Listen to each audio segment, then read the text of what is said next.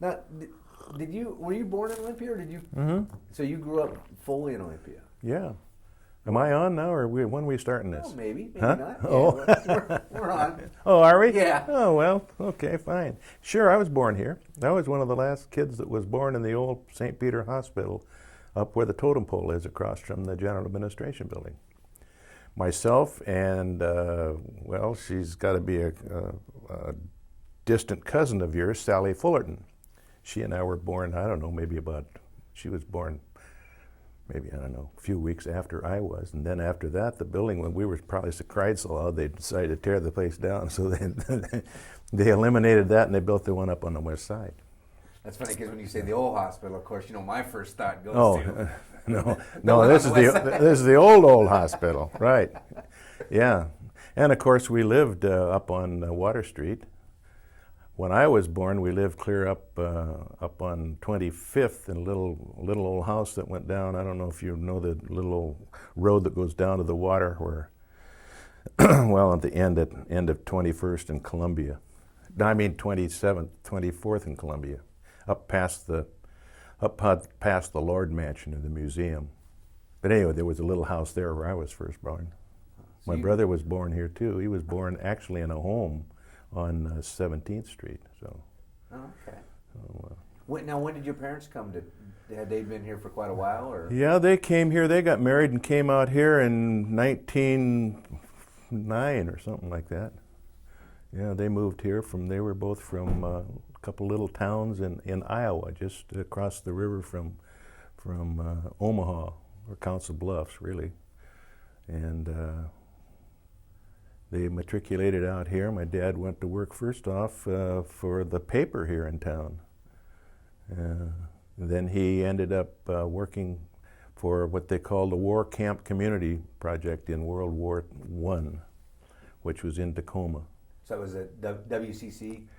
No, it was, it ended up being a USO is really what it was, but they call it the War Camp Community Service. Oh.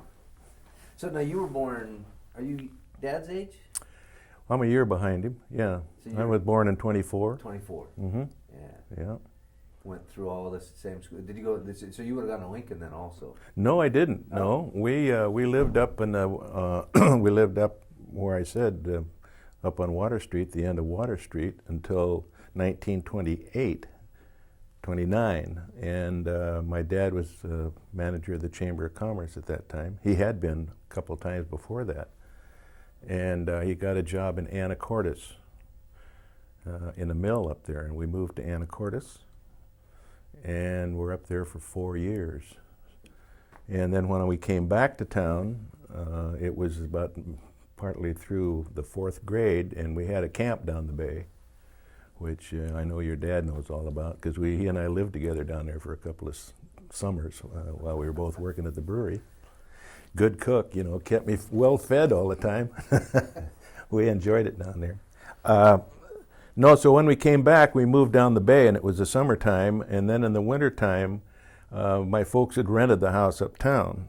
And so we moved from this little old open camp to 2 different places in the next 3 years that were suited for wintertime living.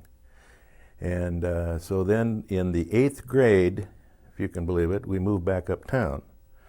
Well, like a dummy, I didn't want to have to just walk a block and a half over to Lincoln School. I didn't want to leave my buddies at Garfield.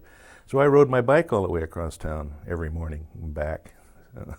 That was a neat experience, especially on a cold winter's day.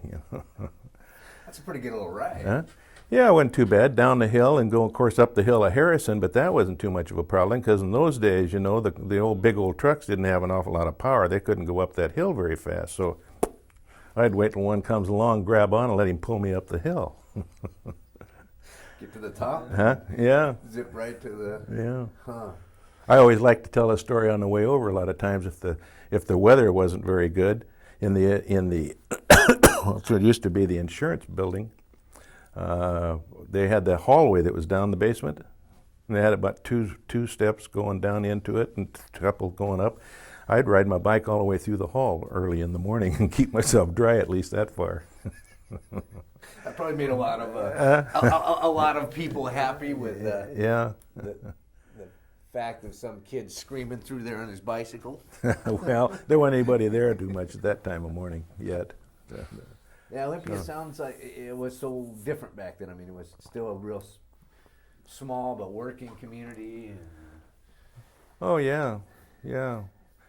Because you always like to talk history. You can think of all sorts of things when you get, well, you know, if we're getting back with your dad or, you know, an awful lot of people like that. And of course, if you ever got around Noyes Talcott and some of those older people that were, you know, there are people ahead of us that knew exactly where things were. But even I now can remember an awful lot of things were interesting that I'm sure that have been told many, many times. A lot of times, like the old, trolley car that went down Capitol Way and all the way up to the west side and over Rogers Street, and the street up there on Rogers, up close by where I live now.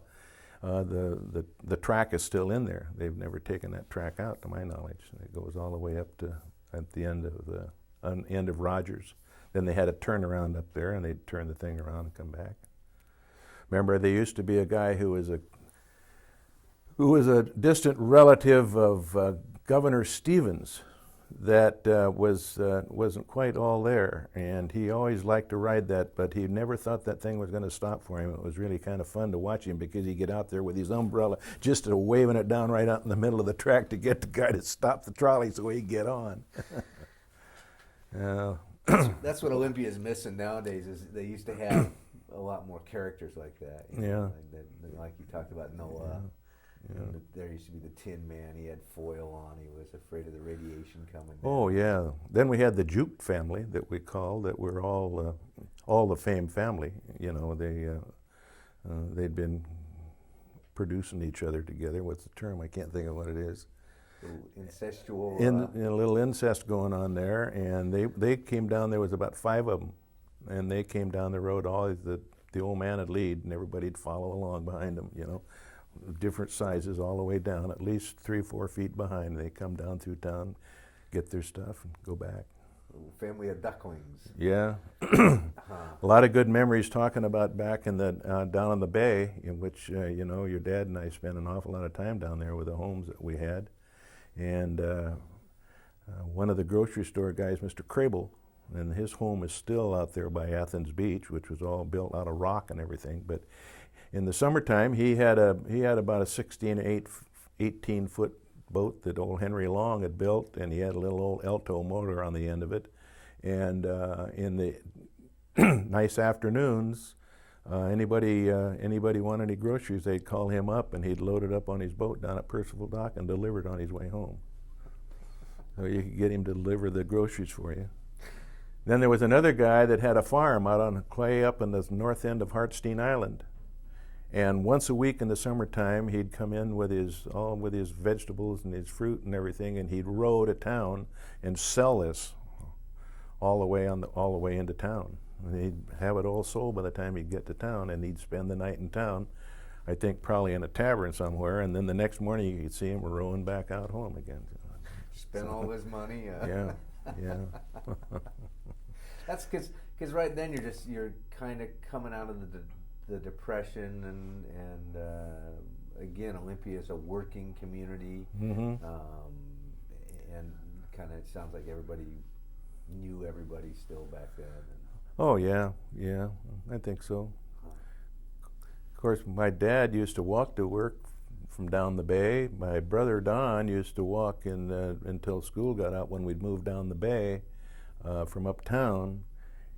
He'd walk all the way back up to Lincoln School to go to school. So walking in those days wasn't an awful.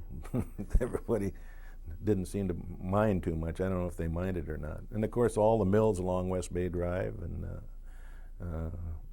I think it was, we were talking the other night about the Ark that was down there. That was always fun, and everybody wanted to go see that and see the guy that ran it and was going to save the world again.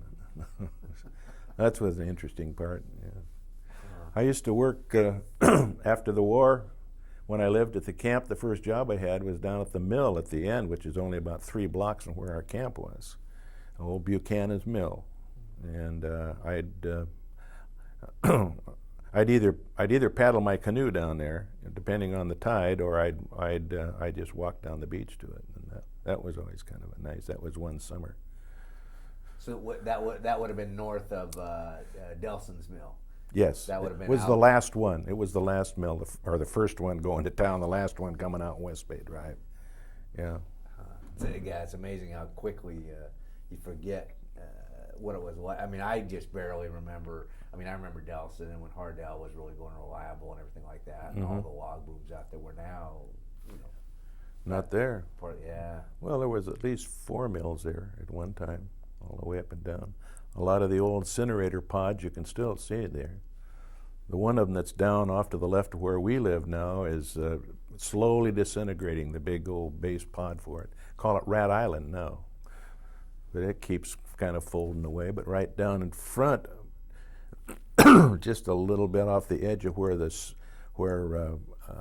peeler mill is, there's a big old cement circle there where they had incinerator.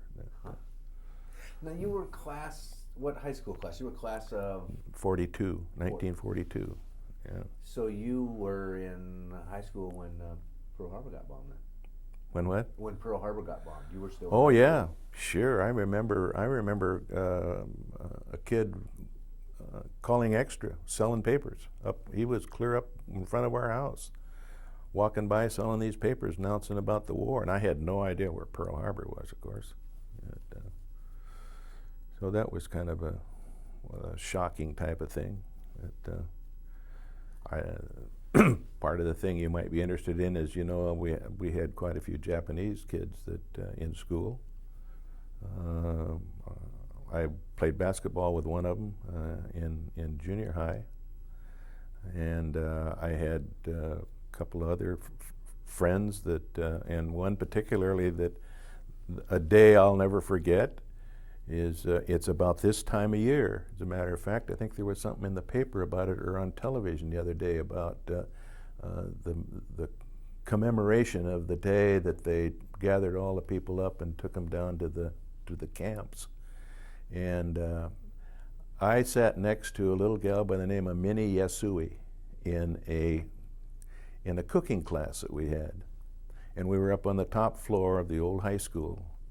That's where it was, and of course that's when they gathered all these people up. And I remember I was still up in class the day that they had put them all on a bus, and I'm still sure that when they went, we knew they were going up the street, and I forget how many buses there were. I didn't even bother counting them, I don't think. But a lot of them, my memory isn't probably too good about this as to whether they started off in Tacoma and some other places and they just kind of kept picking people up. But I still think that one of the buses that went by, and I looked out the window and I think I could see, in my mind maybe I'm imagining it, could see Winnie waving to me as they went by out that window. So that was kind of a heart-wrenching kind of a thing with these people, Of course, propaganda at that time, everybody was getting kind of tuned to think that they were all spies and everything, at that point, which was really kind of ridiculous because they were all, that generation and their parents' generation had all pretty much all been born here. They all worked down at the oyster companies. Because and again, that's where, didn't Olympia kind of have a Japanese community? I mean, it's like New York, you've got the Italian community and all the different little ethnic. Is that kind of how Olympia was? Dad always talks about Chinatown, the firecracker factory down there, but. Yeah, for the most part, they all lived in little houses that were built for them by the oyster companies. Olympia Oyster Company and Brenner Oyster Company were both down, right on the. The Olympia Oyster Company was on the same street, I'm sure, that goes down into the yacht club now. Brenner Oyster Company was farther west, and they had, here again, I don't remember how many houses, but I know that Minnie lived there, and Satoshi Kaku was the kid I played basketball with. He lived pretty much all the Japanese were living there, either there and or out at and worked out where the fields were, the oyster fields, out on out on Eld Inlet. Prior to World War II, was there like in school, was there a segregational feeling, or was it just? No, not at all. Not with them at all. Nor with the blacks. And of course, we didn't have too many blacks. I think during the time I was there, we only had 3 blacks. One of them turned out to be, he's a pretty good friend.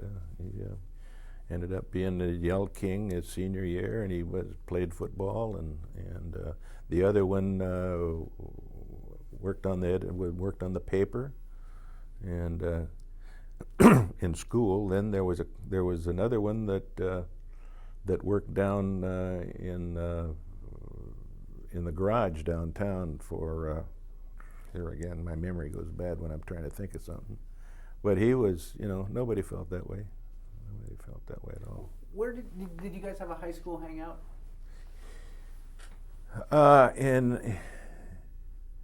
In my years, we didn't really have too much of a hangout. We used to have after game dances an awful lot around town that were pretty much popular. One of them was down in the Capitol Park building where TCVW is right now. That originally was a big ballroom right in the middle of that building, and we used to have after-school dances there. Then they turned it into a bowling alley, and now, of course, Denny Heck and his crew has got that place. I went down, and Denny showed me through the thing here a 3 months ago. After the war, most of the kids in Madge's age, and she's 4 years younger than I am, but that bunch of girls used to walk all the way down and down to Fifth Avenue. And I don't know if you know where the Fifth Avenue was, but it's right in the in the corner by the theater on Washington and Fifth, and it was just a little old. Well, I guess you'd call it a. We served. I worked in it, for a matter of fact. I used to flip hamburgers and make cube steak sandwiches and things, and that's where all the young gals would come down there, and they'd gather around, giggling and everything. And of course, they couldn't sit at the bar, but I'm amazed that they even were allowed to go in there since we were serving beer. But they were, and they'd come down, and that's every day. But they actually have another kind of a hangout while I was in school. I can't remember. The Triple X we used to go to a lot, if you'd want to call that a little bit of, we'd go up there. That was down off of, block off of Plum. Is that where it was? No, it's the one up on 4th Avenue, which is now,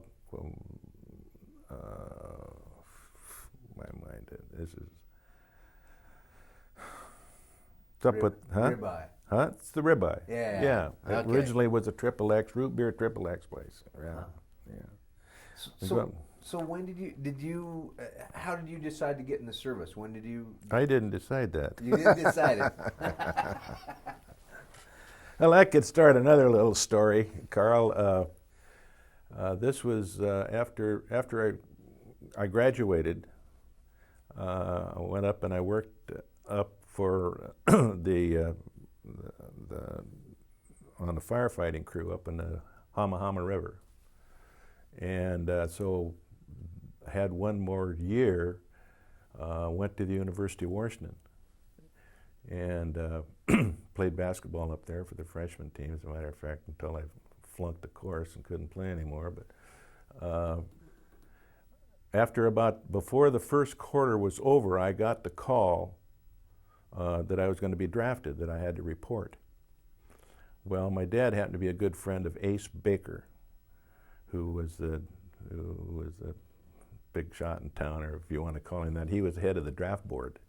And Dad kind of got to him a little bit and said, he's in school, isn't there some way that can be deferred? And so it got deferred. Well, before I found this out, I had just decided, well, I don't think I need to study much anymore because I'm going to go get killed in the war. And so I'm going to enjoy myself a little bit. Well, then it comes along that he got it deferred. And I was still going to quit. I came home and Dad said, you can't do that. He says, I already got to talk to him into letting you go. You got to go back to school. So so I went back to school. Well, about 3/4 of the way through that quarter, I got the call again, and make a long story short, Dad went and did the same thing. So that happened the second quarter, and it managed to make it through the third quarter also. That's when they were in quarters. But here again, I was having too good a time, and I didn't really do an awful lot of studying. So where'd we go from there? What was the question again? When you got, did you get a letter that said, "Dear Mr. Hume, oh yeah, we want your service"? Have to report, yeah. So at that point, could you choose to go in early? I mean, did they select which branch you were going to go in, or did they just say show up at this place and? They just selected the branch. Yeah, I could have gone and gone and signed up, I suppose, but I didn't. I thought about going into the Merchant Marine, and I made some passes at that, but that didn't turn out very good, and just as well too, because I got kind of a queasy stomach, and I don't think I would have enjoyed being out there bouncing around on a ship very much. So, well, actually, too, if you read the statistics on the Merchant Marines, their mortality rate was a lot higher than some of the, you know. Yeah, it wasn't too dangerous. So you went in. You ended up going in the Army then. Is that right? Went into the Army, right? And Jack ended up going. Jack Martin and I went in at the same time, right? We got on the bus here and went up to Fort Lewis and had a 6-week pre-training type of thing. The first morning, it's a wonder that I didn't get kicked out already, because I've always gone by my middle name. My first name is Rollin, and I have no idea, and neither did the parents, where they happened to find that name. And so actually I go now by R. Dale Hume, anything that it's official. But and I'm standing there while they're calling off the roster, and some guy's saying, Hume, Rollin. I'm standing there kind of looking around, you know, and Jack's next to me, he's pointing, he says, isn't that your first name? He said, you know. So I say, hey, yeah, I'm here. So then, anyway, I'd have been on KP for the rest of the day or something, I suppose. So yeah, we went up there, and then I was, of all the things, I was always call me Little Dale Hume, a diminutive Dale Hume, and they send me to the combat MPs of all places, you know, which ended up being a very good experience. I'm back to Salt Lake City, and was there for another 6 weeks or so, and just kind of progressed on from there too. So you must have been about 19 when you got in, 20? Mm-hmm. 19, yeah. So is that you and Jack got as far as Fort Lewis together, and then? Yep. Yeah, we separated after our basic training at Fort Lewis. We separated in the old the old train station up in Tacoma. In fact, we rode together up there. But when we got up there, why he was shipped off one way and I was shipped off another.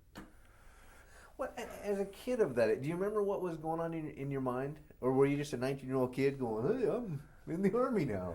Just a 19-year-old kid, not thinking too much about any dangers of it for some reason or other. You know, but everybody else was doing it. You know, it wasn't like you was the only guy doing it. So you meet a lot of good guys and friends that you enjoyed, and the training was intensive. It should have been. The combat MPs was intensive. We did quite a few type of things like that. From Salt Lake City, we went down to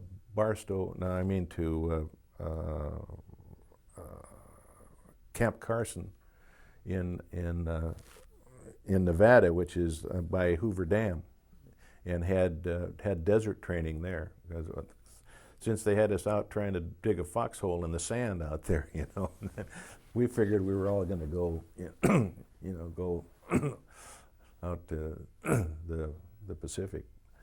But that didn't turn out that way. I went from there to Barstow, California on a detail as an MP, which was kind of fun. fun, but it was a nice detached service kind of thing. They had a little unit there. We were all housed in an old school, which sat up on the hill in Barstow, Barstow was only about, I don't know, not more than 10 blocks long at that time, and that was Route 66 going through town. And we'd sit up there, and then we would all take turns on patrol. And particularly in the weekends, it was kind of because they had all these guys out in the desert that they let come to town on the weekends after, trying to win the war out there somewhere. And they decided to have a good time, so we ended up with a few people that we had to throw in the pokey or put on, ship them back out to camp. So, but that was kind of good. But then I decided I wanted to go and I wanted to be a pilot, which I did to begin with. So from there, I got transferred to Florence, Arizona, which was a prisoner of war camp, Italian prisoner of war camp. And that was kind of interesting. Because we had duty up in the big towers up there watching these guys, and didn't need to watch them because they were so happy to be here. They had no feeling about, here they were all getting good food and out there running around kicking the soccer ball around, And so anyway, I got transferred into the Air Corps and went back to a class in Iowa, Cedar Rapids, Iowa. But that only lasted for about a month when they decided they'd found out that they'd let too many people transfer out of the infantry, and they transferred about 10,000 of us back into the infantry. So I was shipped from there back to Fort Bragg, North Carolina.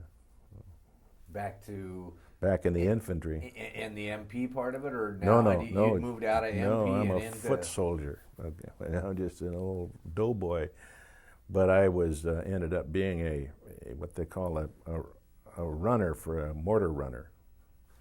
I was reported to a lieutenant who was in charge of a little squad of mortar experts.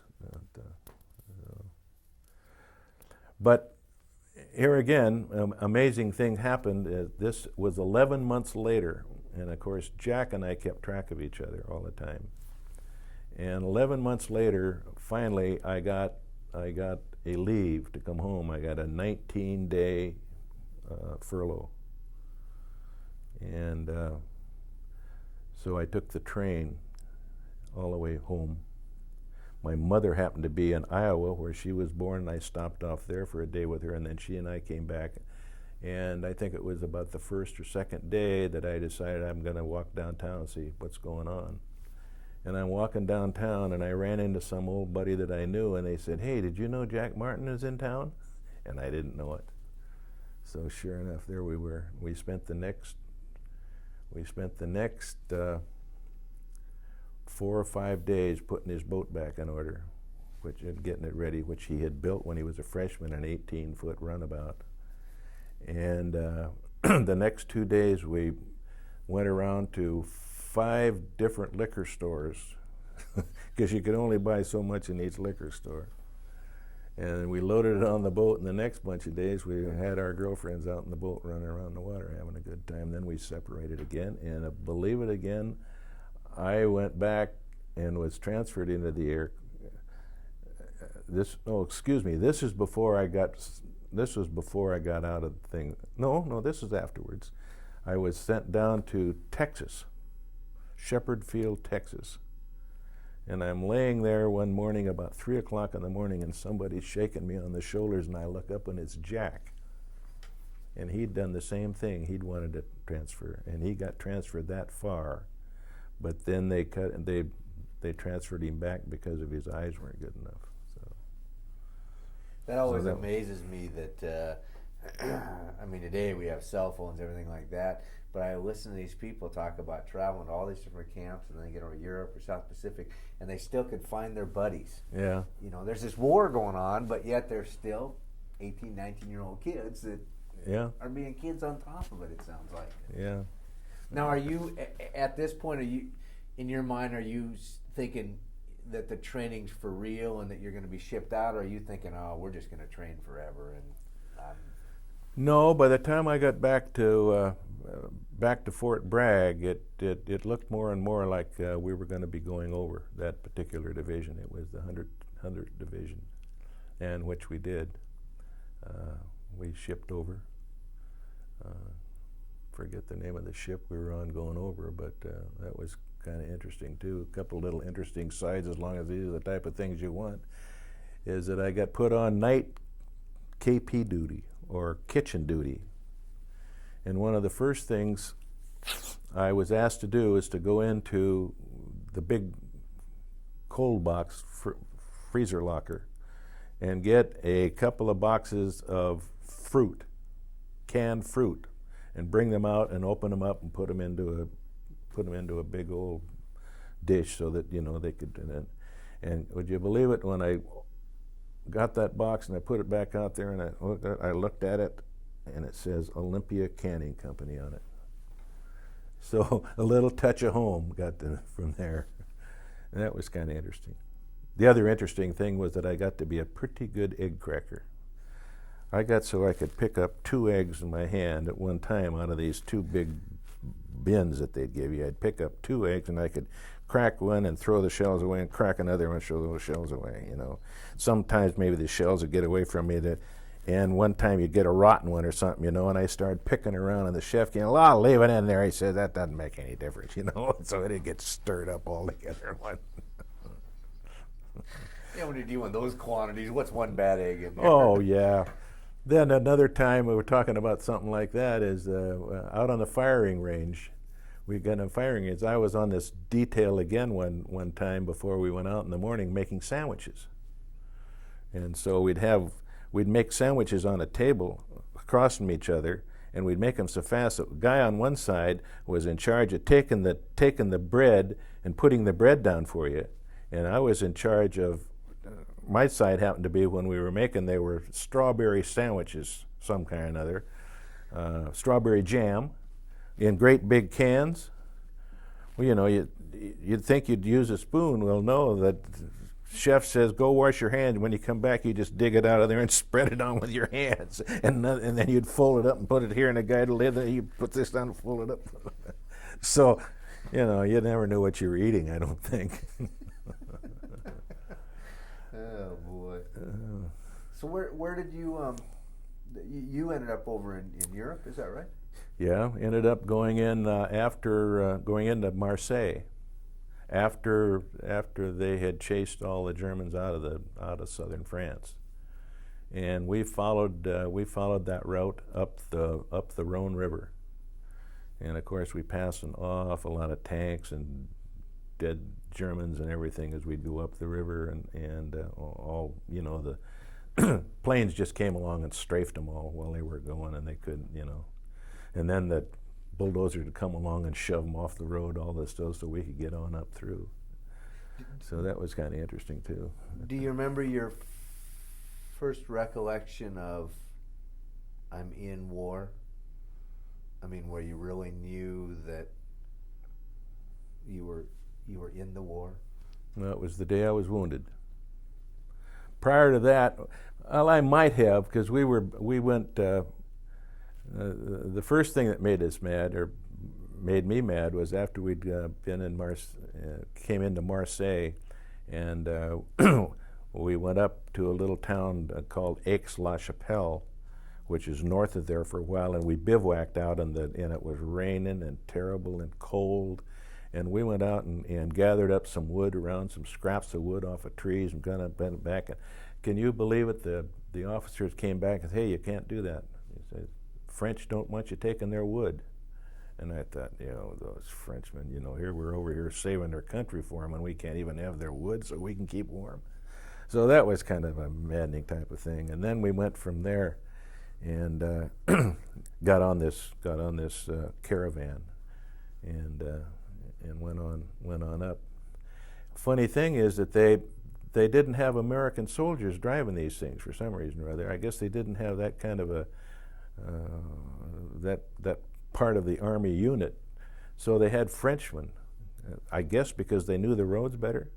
Well, these Frenchmen just loved driving those big old troop trucks, and we'd go along about I forget how, it seemed fairly slow. Most of the little villages over there go down into a little hill and back up through, you know. And would you believe it, as soon as we'd start down this hill, these guys would just start romping on it. Instead of slowing down to go through, they'd put their hand on the horn on this thing and just go roaring through there. And then chickens and people were scattered all over the place going. Then we get back up on top of the hill and go along kind of slow. That was kind of interesting. So it took us a couple days to go through up there, but then we bivouacked up there and it snowed pretty bad. And we had to dig our foxholes and get into these mummy bags, and we could hear some shelling by the time we got there. And so I think that's when I first started to get a little nervous. But the day I was wounded, we had advanced up over this hill and down a hill to, there was a road down at the bottom. On the other side of the road was a little creek that ran through there. And here again, I was responsible to this first lieutenant, who he wasn't a heck of a lot older than I was, I don't think, at the time. I think he came probably out of West Point. And we went roaring down through there, and about the time we got down at the bottom of the hill, the Germans started lobbing in these 88 shells. Well, this lieutenant fell in the water and got his carbine all wet and wanted me to clean it for him. So he was going to go up and see what was going on when he had his mortar crew up above, farther up. Well, we all retreated and ran back up this hill. And I can remember it very clearly. I laid down behind this tree. We were all told it, you know, because they had stopped lobbing the shells in down there. Of course, the reason they were doing that was that they were smart enough with these mobile 88 shells that they had on these big trucks, and they would go and find a position, and they knew where we were coming to, and as soon as we get to a certain spot, they'd start lobbing the 88 shells in on us. Well, it took a little bit for our guys to find out where they were, so they'd start getting back at them, so the Germans would up and move somewhere else. There was always a lull in these little fracases. Anyway, we went back up the hill, and I laid down behind this one tree.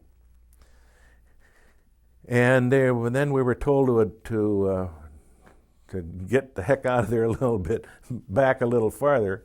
When I got up to help myself up with that tree, it just fell right over. It was so doggone rotten. It would have saved me if it had. Anyway, went back up a little bit farther and laid down ahead, but found a better tree to lay down behind, and that's when an 88 shell came along. And they were designed to explode in the trees, and they were just loaded with all sorts of shrapnel, nails, whatever they could put in these doggone things. And one of those exploded up there and came down and got me in the hand and in the foot. So that was the end of my trying to win the war. I laid there, about 5 hours waiting for somebody to come. And that's where our instructions, wait for for the guys to come and get us. They finally came. So, can you remember the feeling? I mean, of fear at that time. Yeah, I didn't know whether or not they were going to come and, get us, whether they were going to advance back and be captured or something.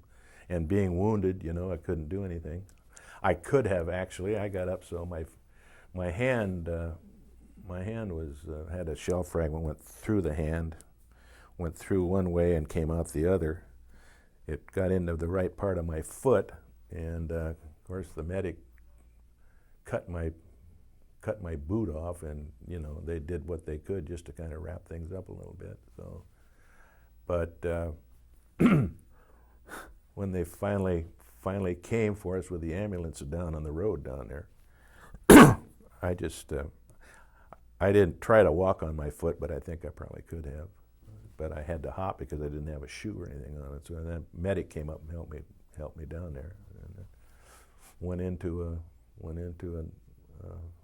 first aid type of place where they had a little hospital set up, and they originally just cleaned everything up, and then I was sent back to another hospital where they did more operating, and I was there for maybe 3 weeks or so, and then sent all the way back down to Aix-la-Chapelle, which was in an old insane asylum that they had turned into a hospital down there. Do you, because you said you were there once you were wounded for about 5 hours. Mm-hmm. Do you remember what's going on in your mind at that time? Are you thinking, "Nah, I'm going to make it," or are you thinking, "Oh my God, it's chaotic," or does the world slow down, or? Well, I guess I know I smoked an awful lot of cigarettes and wished I'd had some booze or something, you know. There was a couple other guys that weren't too far away from me. We kind of kept hollering at each other back and forth, but then we'd all kind of remembered, as I remembered, that we were trained, you know, that might not be such a sharp thing to do in case there were any Germans that came back and were looking for anybody. It would be better just to kind of lay low. No, I guess I just laid there just hoping somebody would come pretty soon, and because we were instructed not to move, because the medics the medics were trained to pretty well know where there was somebody that was wounded. Like the guy that came and took care of me, he was trained to know where I was and how to come back and get me. So you were instructed to stay there. It was the smartest thing to do. If you tried to get up and go someplace else, hell, you get lost in the woods, and if you're wounded, you couldn't move, they never would find you. So yeah, it was a long afternoon. But I guess I can't remember an awful lot I thought about, except just hoping I wasn't there. Now, were you in the traditional, did you have a backpack on and poncho material, or what? Oh yeah, yeah. We had our sleeping bags and the whole things that we had to carry, plus our rifles. Of course, I had a carbine. I didn't have a big rifle, so that wasn't too tough to have to carry. And yeah, it was regular stuff, helmet and all that kind of stuff. Yeah. So how long then did you stay at the hospital, the asylum that had been converted to a hospital? I was wounded on November the 12th, and each of the places that I moved to ended up shipping back out on a hospital ship. I passed the Rock of Gibraltar on my birthday, February 11th, in 1945. So I was wounded in 1944. So it was I guess you'd almost call it a miracle wound, you know, because I didn't have to get into any of the really tough part about being an infantry soldier, getting up there trying to shoot people and things like that. But I would assume just having had to march through where you described the tanks that had been strafed and pushed off to the side, and people, the carnage of war had to be, I assume, maybe not, I don't know, shocking, or are you so trained that your mind says, okay, I know what I'm going into, walk it out? Well, I wish I could answer that, Carl. I guess I didn't really realize that this was really happening. Because you're with a whole bunch of other guys, and we're all kind of with the same. We're all pretty young and not having to experience that first blast. You know, if I'd have been in the shape to have been sent back to duty, I probably would have realized it an awful lot more than I did. But I guess I didn't really feel the fear until I got wounded, and then after that, I probably was. I probably felt a little bit glad that maybe I did get wounded a little bit, so I wouldn't have to go do this anymore. Being selfish about it, I suppose. All of a sudden, mortality sets in. Yeah, and of course, I don't know whatever happened to a lot of the guys that I served with. I think there was only one guy that I knew in our platoon that came back, and I saw him. He was back down at the hospital. As a matter of fact, he shot himself on purpose in the foot. What did you guys? Now you're marching a lot, so I mean, free time is not that's a whole different concept, I assume. But was there conversations that you had that you can think about with the troops that the stuff that you guys BS'd about to either get your mind away or just to stay up or? Oh, I think so. You know, a lot of the guys that were in my company that we here at the time that we were in Aix up north, where we bivouacked there, I guess, for about a week in the rain, and we washed our clothes there. And here's some of those pictures I wished I could find, because I know I had them of these guys, the pictures of them, which I guess I don't have anymore. And yeah, we'd sit around when we were eating, and you know, but mostly, I think we mostly talked at home, talked about things that you know, that we knew about, and stories about what we like to do, and it was pretty much that.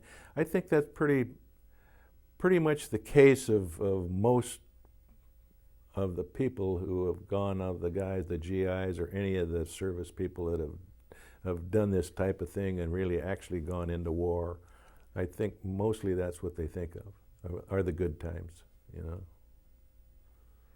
That's a lot of what I've heard. Yeah. I've heard a lot of guys say, if we got a letter, we were glad just to hear about a new building that was going up, or a little parade that was going on, or the average somebody went to school and, you know, the little sister did a play or something like that, or yeah, crops were in, you know. No, I'm pretty sure that that's pretty much what we talked about. I don't think we talked much about what we were going to do if we got in battle. Do you think, and this is a hard one because you don't know. I mean, it's like I ask people, do you remember what it was like being in the Depression? Well, we didn't know any different. That's what we grew up in, so that was normal. Mm-hmm. Do you think that World War II had a profound effect on your life? Oh, definitely. Just being the training in the service had a profound effect on my life. Gives you some disciplines, you know, the things that kids don't have nowadays.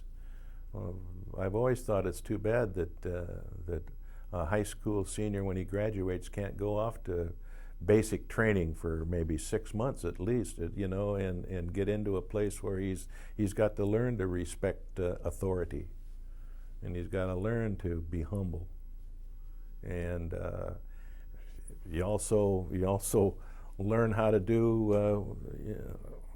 Well, you learn how to shoot a gun if you ever need to again.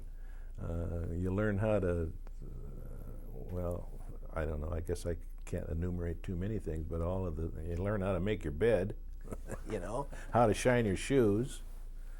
Well, I think, too, that you talked about were interesting. Humbleness, discipline, I assume respect. Respect. Mm-hmm. And I assume that that's a lot of why post-war America could come back and rebuild, because you had a lot of these young, so I never even thought about it that way, these young soldiers that had learned all of that. Mm-hmm. Some learned how to lead, some learned how to follow, but there was this, I think discipline would be one of the biggest things probably. I think it was pretty much that, probably more so in World War II maybe than even World War I. I think the World War I guys, that they were, so many of them came back that I think were in pretty bad shape, particularly from the gas, you know, affected their health more than anybody coming back from World War II. Now the Vietnam, of course, that was a complete disaster, and those guys, you know, I think they went through a heck of a lot more hell, the way they had to fight, than most everybody in World War II, except maybe for having these beachhead things where they'd go in on the beach and just get, you know, with nothing but machine gun bullets and bombs and mortar shells coming down on you and raking the place, and, you know, just watching actual pictures of the number of guys trying to get off those boats and falling right there and laying there on the beach. What it took to capture the French coast and also all those islands where they go into the islands, you know. Your kids were too young for Vietnam, Yeah. right? Yeah. So you didn't ever have to face that dilemma of No. how do I advise them. When you described the the Frenchman driving the truck down through this village and chickens. And these villages you went through, were they still functioning villages while war's going on? I mean, the little stores are open, or what happens to a village like that during the war? We only stopped, that I can recall, in one village where we were close to people that came, and we're so thankful that we had gotten there because they had been under German control for so long, you know. And, you know, they, in fact, we were told not to accept any wine from them, but of course, like dummies, we did, because they all wanted to give you a little glass of wine or a bottle of wine, because they were afraid that maybe, you know, they might be poisoned or something. But for the most part, those people were so happy, you know, that we were coming there. And I guess I can't answer what the towns looked like, but those towns that had actually, those little villages, to my knowledge, had never been actually fought in very much, you know. They had just been kind of taken over, and I think whenever the Germans came down and took it over from the French, why, you know, I really don't have much respect for the French people. You know, here we've saved their country twice now, and they still, I don't know, they still don't respect us too much, or they don't have too much feeling for the Americans. I think it was Will Rogers that said the reason they call it Nice is because there is no nice in France. Yeah. So, you know. Yeah. Yeah, you come save us, but don't take our wood. Yeah, don't take our wood. Yeah. So to answer your question about those little villages, I didn't ever see anything like they were all decimated or anything. So. What was the worst part of being in the service for you?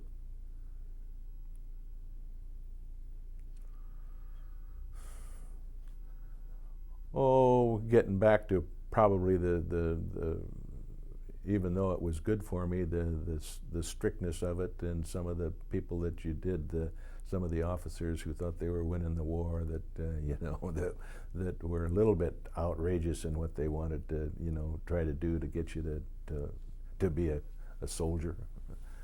Plus, just being taken away from what I wanted, what your plans were, you know, having to go to do something that you know is distasteful, not being able to finish college or go on to school and do what you eventually wanted to do. I guess that's probably the worst part.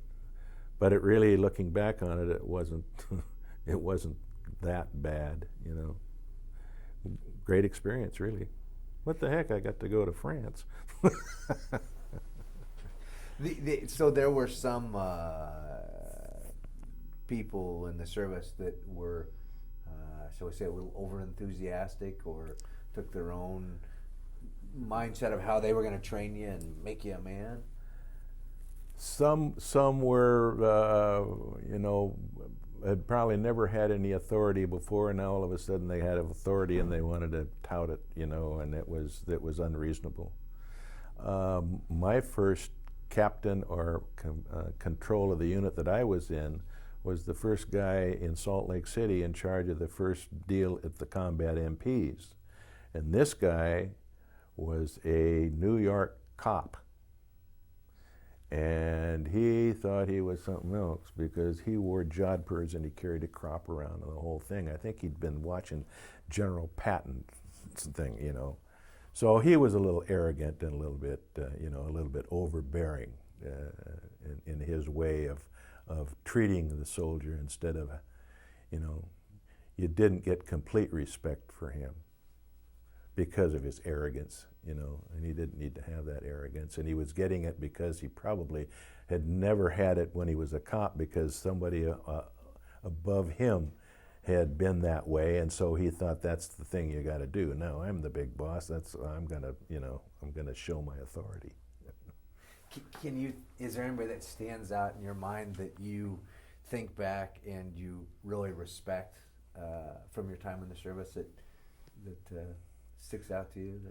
I don't know about, well, yes, I do respect. I met a guy, his name was Harry Gray, and he's the guy I first met when I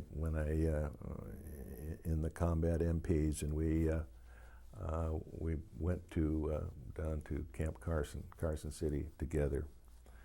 He was older. In fact, he was in his 30s, and here I'm a 19-year-old kid, but we just seemed to have something that we admired about each other. He'd been a hell of an athlete. He'd played at the University of Arizona in football and baseball.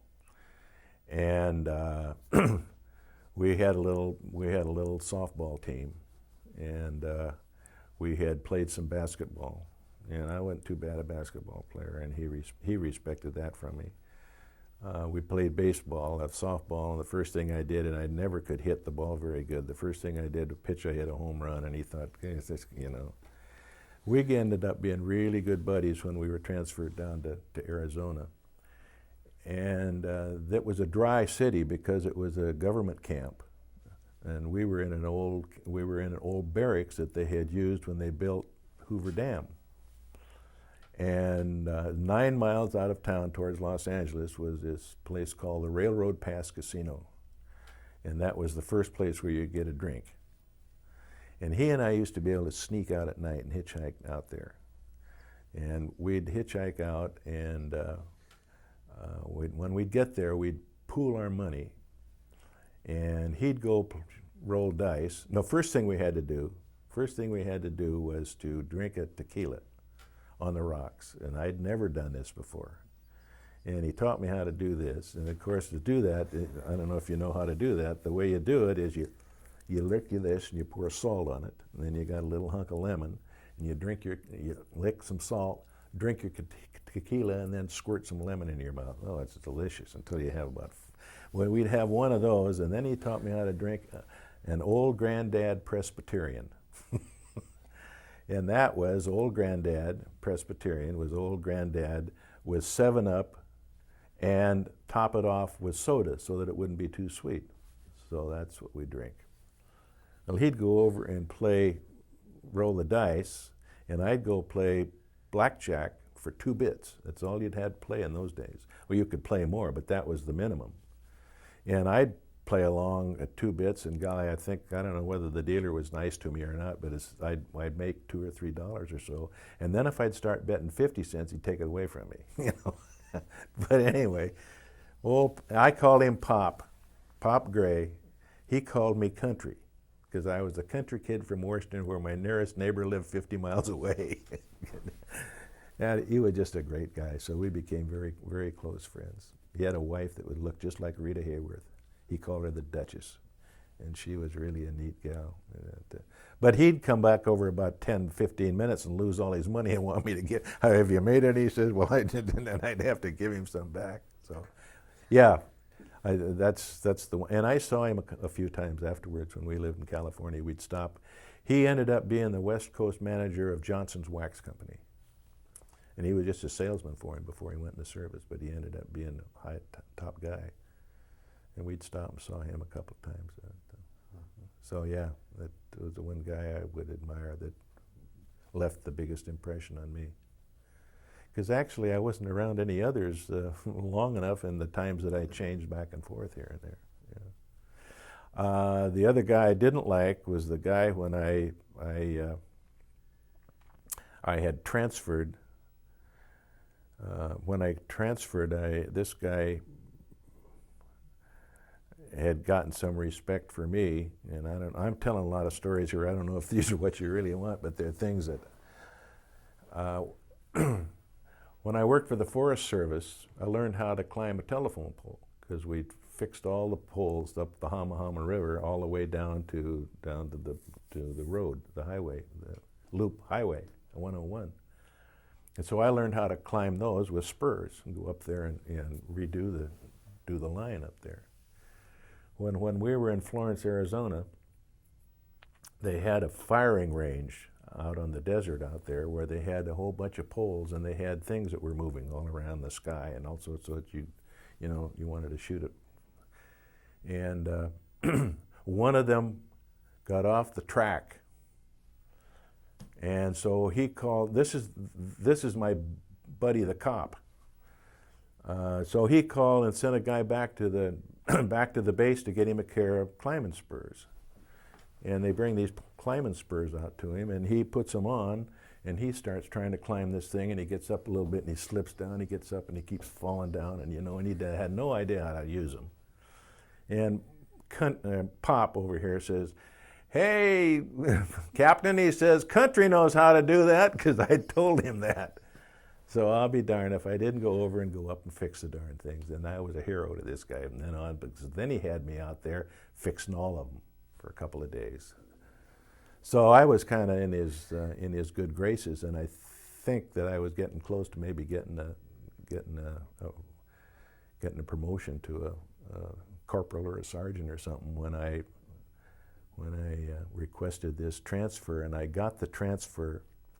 He promised that I had an uncle that lived in Los Angeles, and this is the end of December, and I had a cousin and an uncle, and the University of Washington was going to play in the Rose Bowl that year. And my uncle got the tickets, and this guy said he would give me a leave, a delay en route to be able to go into Los Angeles and see the game. Well, he never did. He got this. He promised me, I think, before I transferred, before I got the transfer. Anyway, I didn't get to do that, so I was not too happy with him. Go ahead. Well, I don't know what you were going to ask next, but before I forget it, I got to tell another little thing on the way home on the hospital ship. Is that I was down, clear down in the bowels of this thing was my particular bunk, and up on the main deck there, they had a USO room up there, and they had books and magazines, and there was a little gal who ran the place, a little USO lady, and they had a record player, and the record player was taped all over the ship. One of the songs that they played quite a bit was Rum and Coca-Cola, the Andrews Sisters. I don't know if you've heard it. And it got played quite a bit. And one day I was down reading, and they were playing this, and it had been playing a couple, 3 times, and all of a sudden it went, and it screeched like the needle had done something, and they quit playing it. And I didn't hear it for a while. Didn't hear it. And I don't know when it was. The one time I went back up, and I went to the gal, and I said, "Hey," I said, what happened to Rum and Coca-Cola?" She says, "You probably won't believe this, but some guy came in here and he picked the thing up and took it off and then stepped down on the thing and sailed it out into the ocean." So that was the end of Rum and Coca-Cola. Now the end of this, when I got back home and I asked people how they liked Rum and Coca-Cola, they didn't know what I was talking about because it hadn't been released in the United States yet. That and I'll Never Smile Again. No, Nancy. Frank Sinatra's Nancy. Both of those hadn't been released in the United States. Wow, so they pre-released them. I got to switch. I got my coffee.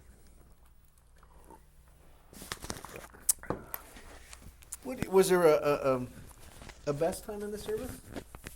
Was there something that you really enjoyed about the service, or just glad to be out? Huh? Well, I don't know. Is there any particular best time that I know of? I guess one of the times that one of the guys that I knew when we were in North Carolina lived up in New Jersey, and I went up and spent the weekend with him, my first time into New York. We went into New York for a day. Of course, we took the train up and spent the day, and we didn't get to see an awful lot, but just enough to know you'd been there. Did you travel in uniform? Yeah, you had to in those days. Oh, is that right? Yeah. If you were in the service, you... Yeah, you couldn't get caught out of uniform, yeah. And how were you treated in uniform? Oh, great. We went to a matinee, and of course at that time they had shows. You'd go to a movie, and then they'd have a show in between these 2 movies, and the one show was the Gene Krupa band, which was kind of fun to see. But I don't remember anything else. I guess I enjoyed it down in Barstow with that little unit we had down there, because we could see what was going on downtown, and they had a nice USO there, gal I became kind of friendly with, and there was one lady that made really good chocolate chip cookies. I call them, they're named Toll House cookies, if you ever heard that term. I always call them Toll Bridge cookies. But I became pretty friendly with this little gal, and whenever this gal, the lady brought them in, she'd always save a dozen or so of them out for me, so when I'd get there and I met a couple other girlfriends. It was kind of fun. That answers my next question, is that you and Madge weren't boyfriend, girlfriend at that time. No, no, didn't know Madge till after the war. And I didn't, I knew her, I just barely knew her in when she was in high school, the senior year in high school, yeah. And she was a song queen, one of the song princesses. And of course I was a yell king in high school. And when I got back one time, they had a rally, student assembly, and a pep rally for one of the games. And the yell king at that time knew that I had been, and asked me to come and lead some yells just to see if I couldn't get people pepped up, which I did. And it turned out that from then on, all the games I had to go down and lead a yell at some time or another. And but I just had known Madge, and she wasn't paying too much attention to me because I'm an old guy. But when they had the centennial here, I don't know if you remember that at all. They had a parade, and they had a dance out at the airport. And Ben Bean and I ended up one night being Keystone cops, because they had some guys that were Keystone cops that would run around and put you in a cage that they had, and then fine you to be able to get out of it. So go in to help pay for the thing. Anyway, Madge and a couple of her gals were out there. Ben and I went out there just for the fun of it, look around. So I danced with Madge, and we danced, a couple times, and she was going to Seattle U at the time, and I went back to Washington, and somewhere or another, I took her out for a date, and it just kind of evolved from there. Huh. She ended up going into United Airline hostess. She was a stewardess, but only for 8 months, and then we got married after that. I don't know if you're going to be I don't know if you're going to get her on camera here or anything, but one of the things that was interesting about her is that she was born in Canada, and her mother passed away at childbirth, and her aunt and uncle actually took her and brought her down here. Well, it ended up, when the war came along, that they found out that they hadn't signed her in or anything, that she was an illegal alien, and they were thinking about sending her back. So I don't remember the ramifications of how they did this. They eventually adopted her, and I think that's what squelched it. But I guess they were kind of worried for a while that they were going to lose her and going to have to send her back up to another aunt up in Vancouver, but that never happened. But she was actually raised by an aunt and uncle. That's pretty funny. That terrible threat in the North, Canada. Oh no. Yeah. Well, they didn't even think about it, I don't think, because her dad was born in Canada. Well, both her mother and father were born in Canada, but they'd moved down here and became United States citizens. I mean, her aunt and uncle was really there. Yeah. So when you got out of the service, did you go right back to college? Yeah. Did you use a GI Bill, or did you just? GI Bill. They managed to let me back in. I had a little strain doing it because here again, the just kind of letting it go my freshman year, my transcript read first quarter low, warned. Second quarter was low, on probation. the third quarter transcript says low drop. So I wouldn't have been able to go back in it, but I convinced them that here I helped win the war for them, that they ought to let me go back to school, which they did. So yeah, I'd go to school for a bit, and then I worked at the brewery about 3 different times, and one time for about 18 months, and then I went back to. I finally got a degree, and imagine I got married, and that's when we moved to California on our honeymoon, and was going to go down there, and I went to a UCLA NBC Radio Institute. Wanted to be a sports announcer and come back to Seattle and set the world on fire, but it never happened. We ended up staying down there for eight years. So when you went back, I assume there were a lot of people in on the GI Bill at that time. Oh yeah. Yeah. That's a pretty good deal. Yeah. Oh yeah. Heck, I had it really made. But earning the money I did at the brewery, and then with the GI, and then I still belonged to the fraternity house, and I did noon dishes, silverware and glasses, which paid for my room. So I saved enough money. I had a car, and I had enough money for gas and beer. So what else could you? What else do you need? You were in heaven at that point. I mean, a little extra spending money and. Yeah. Huh. Wow. That's the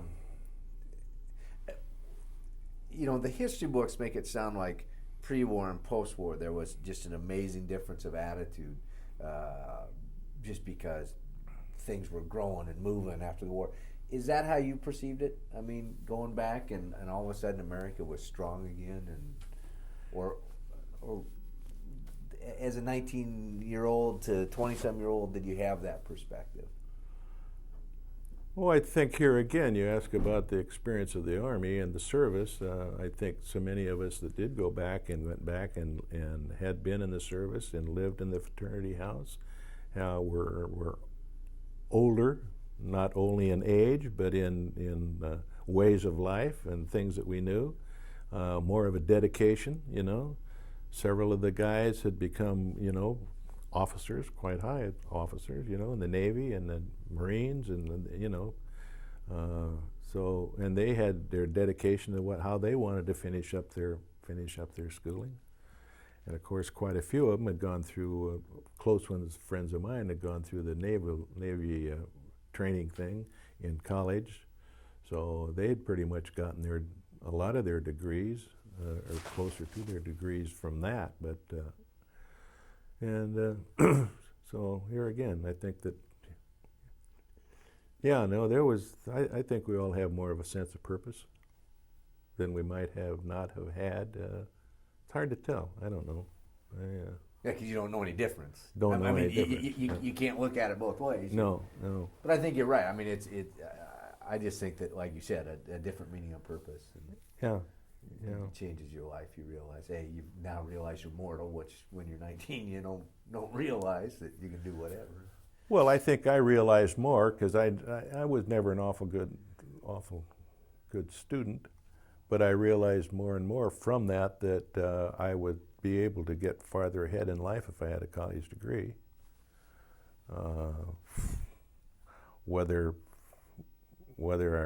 made me any smarter, I don't know.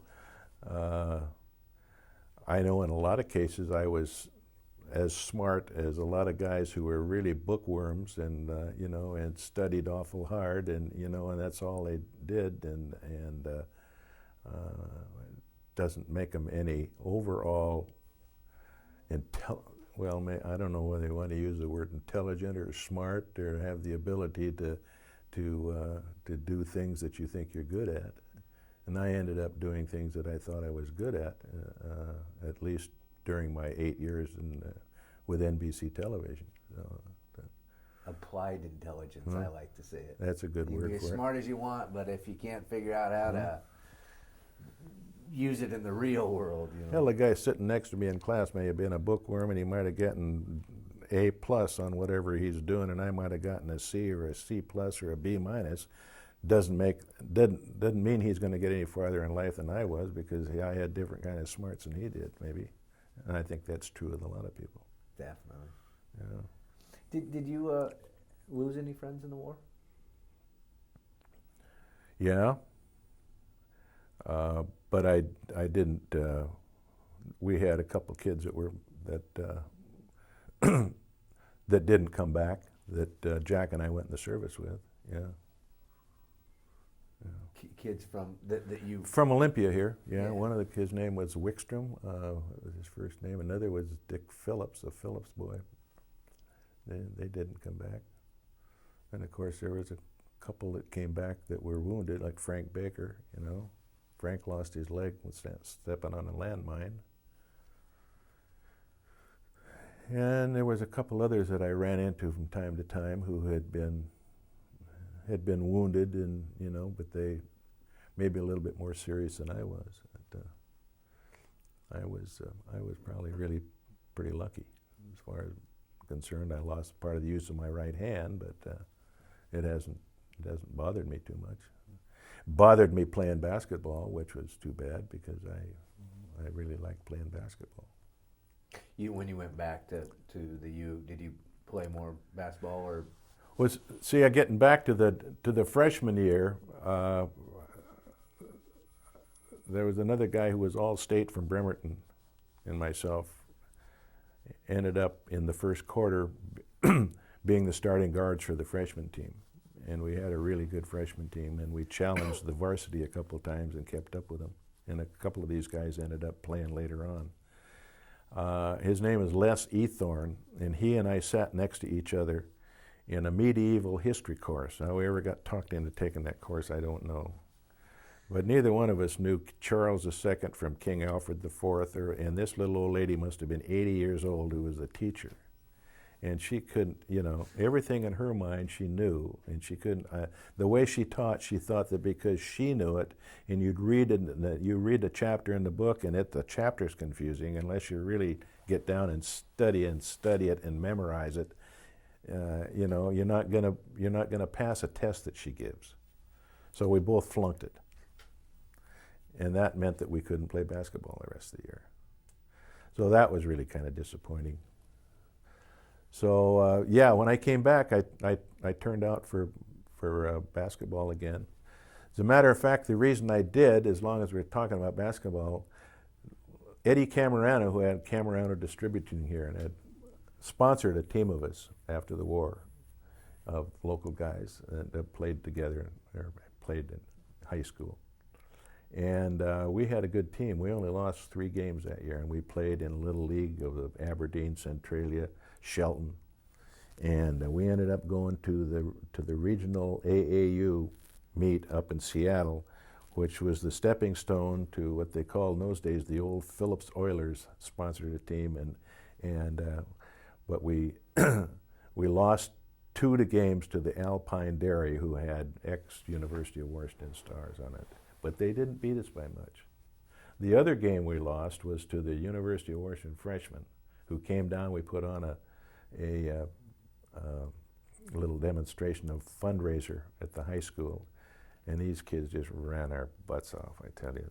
They were too young, and we couldn't keep up with them at all. So there was only 3 games that we lost that year, which was kind of fun. And during that time, when we played in the AAU game, I had a pretty good, even though I couldn't shoot very well anymore because my hand wouldn't go back, and I didn't have all my fingers. He called down one time and wanted to know if I was going to come back to school. So he liked me to come back. Well, I did. I went back up, and I was still playing with the JVs pretty good until they discovered that my grades weren't good enough because I hadn't caught those up yet, so I didn't get to. But I did play on a semi-pro team up there, which was sponsored by the guy who owns the Pacific Trail Coat and Hat Company, Pacific Trail Coats. Neat guy. And there was a bunch of us casts off from the university that we played. And